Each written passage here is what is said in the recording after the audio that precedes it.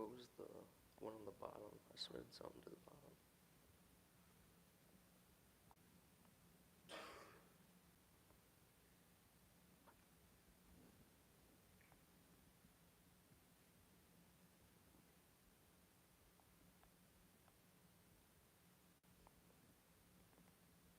Whatever that one on the bottom was is where I submitted it.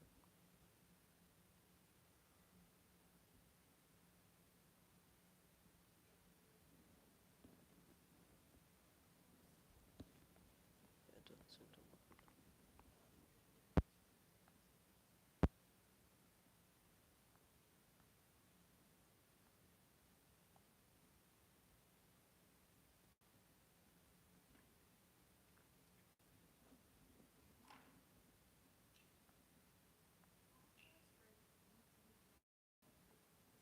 Okay.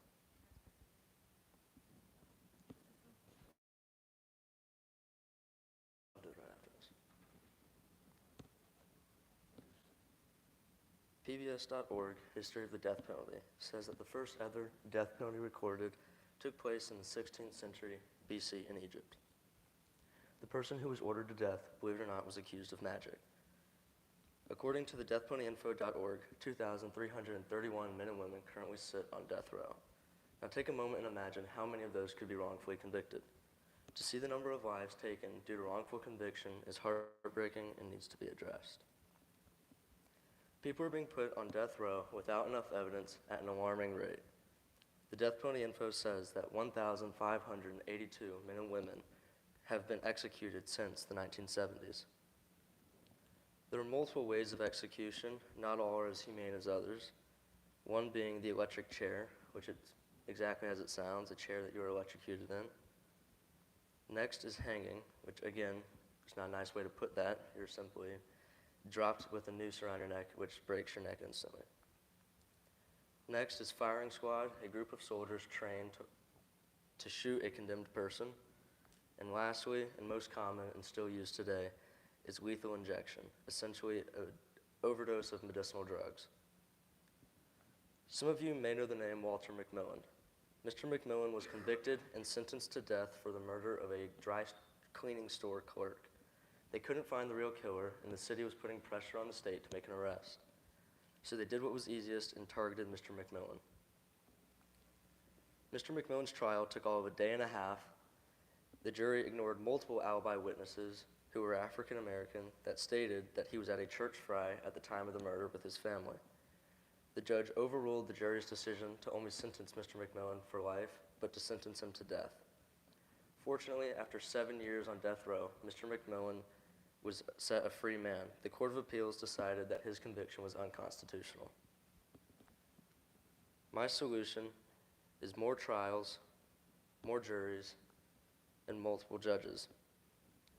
If you're going to sentence someone to death, it shouldn't be just up to one jury, trial, or judge. I think this should be put to use because what if one jury is biased or missed something crucial? Another solution is not letting judges overrule a jury's decision of a life sentencing.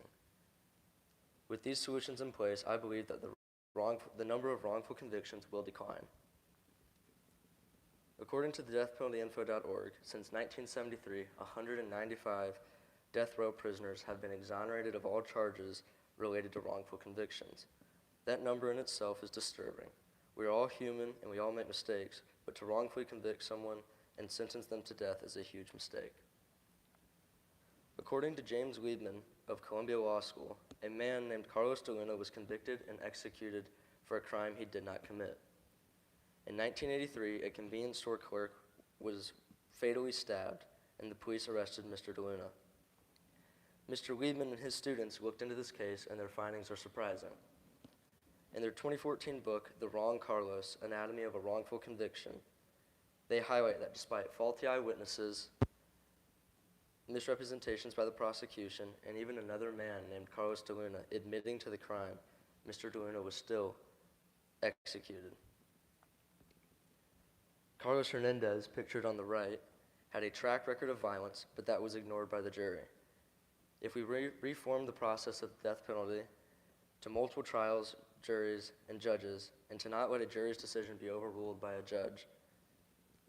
Cases just like this would not happen, and the life of an innocent man could have been spared. On the downside, if we implement these solutions, it will take longer for trials and verdicts to be complete, as well as the cost of trials.